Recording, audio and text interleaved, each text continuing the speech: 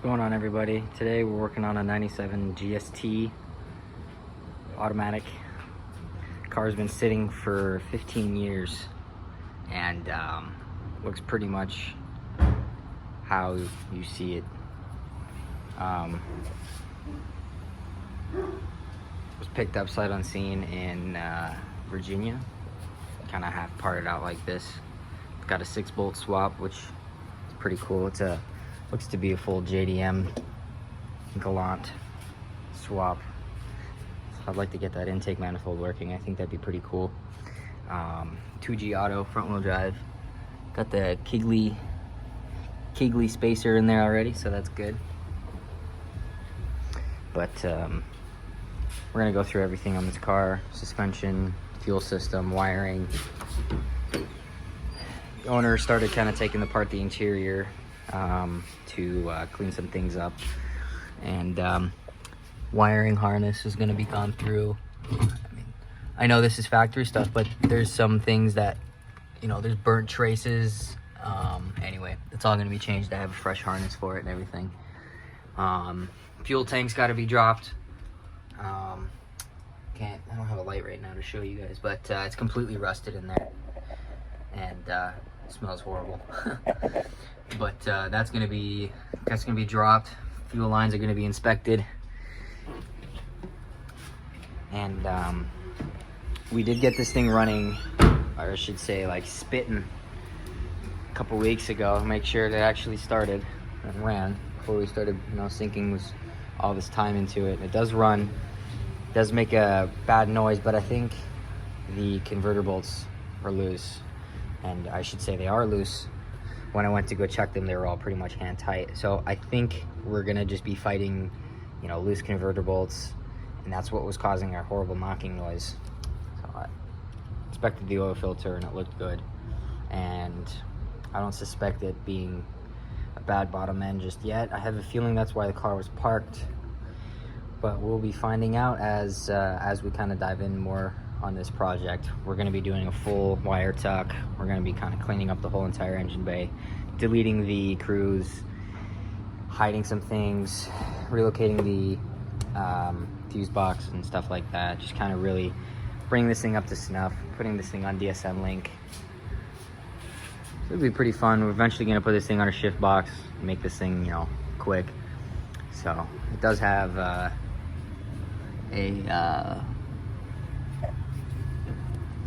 genuine 16G on it, which is pretty badass.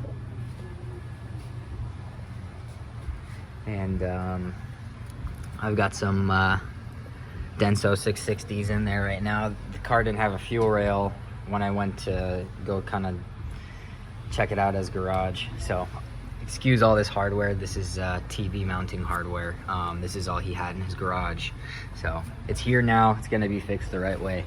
So stay tuned for all that fun stuff, and we're hoping to get it running today, or at least spinning. So I'm going to drop the tank, and I already have a replacement tank and pump and everything like that, so should be all good to go. All right, so we're under the GST, and other than a little bit of like surface rust, there's actually like no chassis rust. It's actually in really good shape. Being an out-of-state car, it's pretty nice.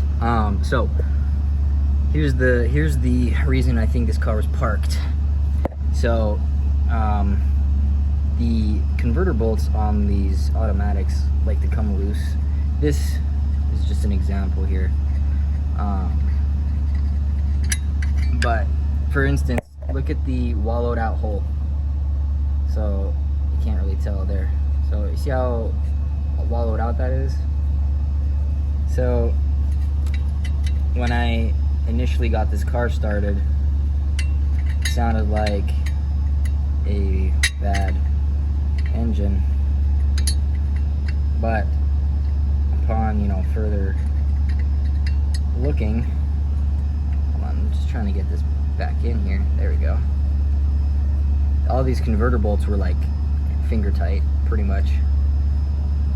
So they were at about right here. And so, I mean, you can imagine that would sound like a knock. So I'm gonna go ahead and put all new converter bolts in here and tighten them up, and then get this thing running to see if we're good. All right, so got the fuel tank out.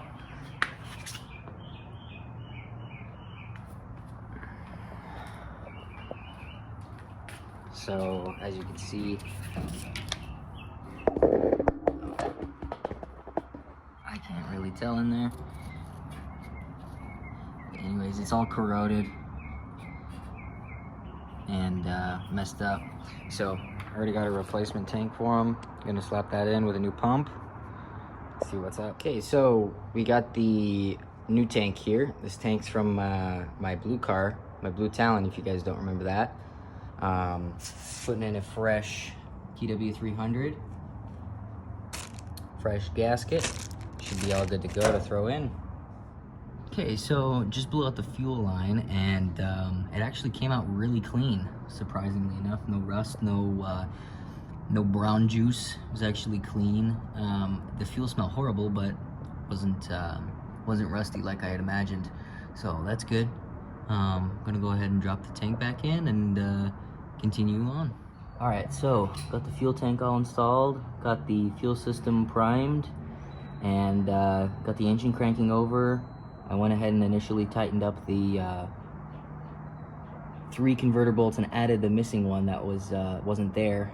So go ahead and crank it over and see how it sounds now.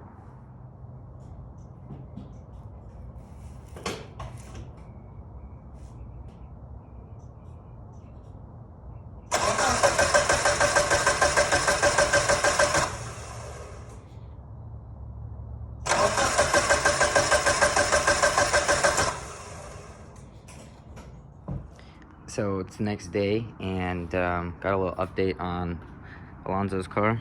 Got the plug here, non-melted one. I'm gonna go ahead and splice this in and start making things happen on this car. So we're gonna get this plug swapped out with this new fresh one, and take you along for the ride here.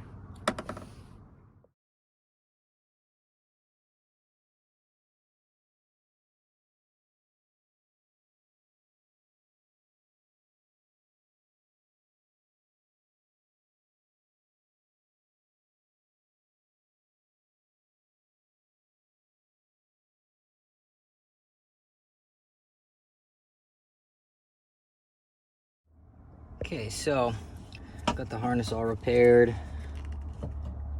shrink tubed, tested taped, should last. Now, these plugs melt because the circuit gets overloaded. Usually a 255 is okay, but like in this case, the pump got clogged, or sorry, the filter got clogged and overworked this pump, the original one. So just keep an eye out on your filters, you know, change them every so often, especially, you know, on these cars. So we're in Alonzo's car right now. Kind of got the donor wideband hooked up. She's pulling clean. I mean, I don't see any knock here. So we're gonna I mean, this is only like on 8 pounds, petering up to 12, so we may only be able to get up to like 14-15 pounds on 91 octane, but you know, she's doing pretty good. We'll see kind of how she does. See if we can blow it up.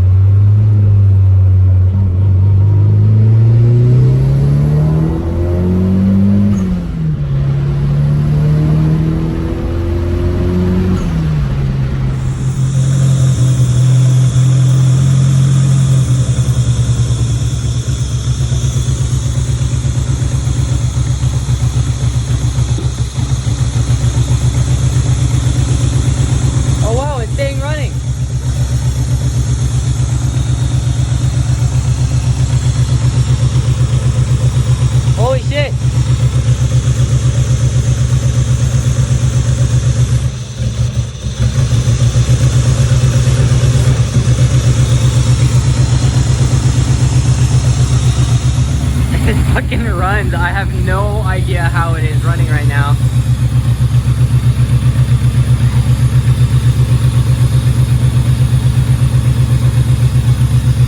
It's only running on these two guys right now.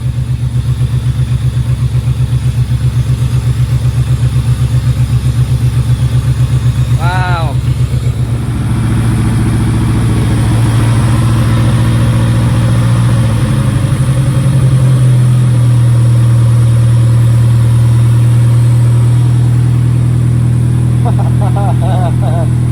Fuck yeah.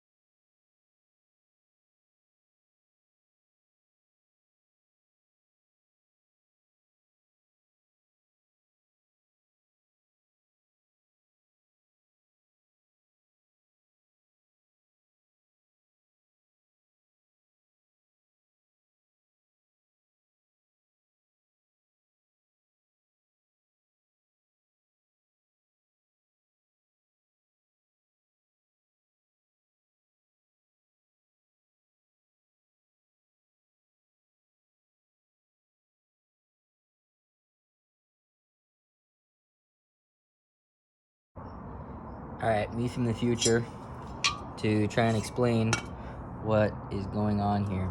So, initially, this is a stock flex plate, and on a stock flex plate, you need a washer on the front and the back.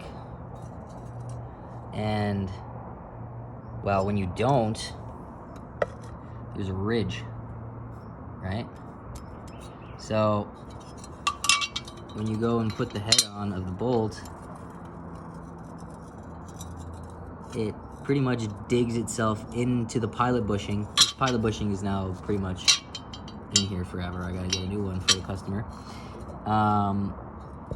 But what happens is it pretty much locks itself in, and now the head of the bolt only has like half the face to actually grab onto. So let me grab a 17 mil here and show you what I mean. Okay, you can see obviously even my impact socket, it's got beaten up, but I flattened it out to get the bevel off. And here's the issue. If obviously when the bolt's on the crank, you can't wobble it around, but you only get about half the threads when that happens. And so you try and impact that on, or upon installation, these bolts were already all rounded off when I looked at them. So it was pretty much a lost cause from the get-go of me trying to get these out, simply because of the discrepancy here. Now, I tried to hammer on a thin wall socket to catch, but then that just locked this in even more, and it was pretty much impossible to get out. So I'll show you what I had to do to get this all apart. Okay, 100% TIG welded around. Gonna just hopefully zip it off and it not break off. Here we go. So that's how I'm having to do all of the bolts right now. All right, here we go. Another 100% weld. Oh, actually, yeah. Got it all the way around. This one's playing Mega Make Asshole, so I gotta weld the socket onto the head of the bolt now. Let's see if that works, so I can actually... Here we go. Ah, yes. Yes. Son of a bitch.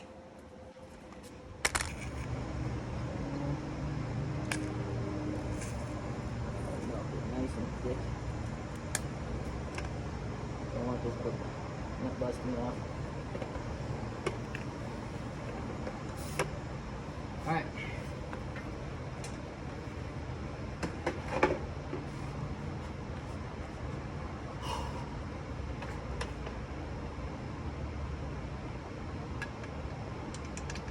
Okay, that's nice.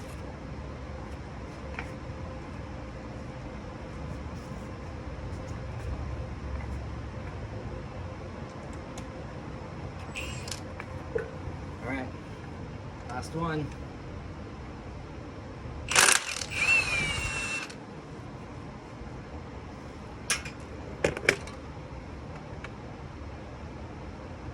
Okay.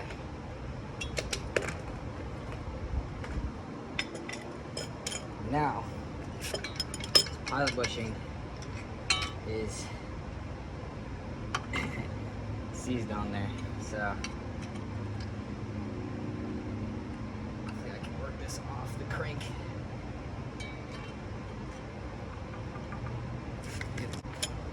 Let's see here.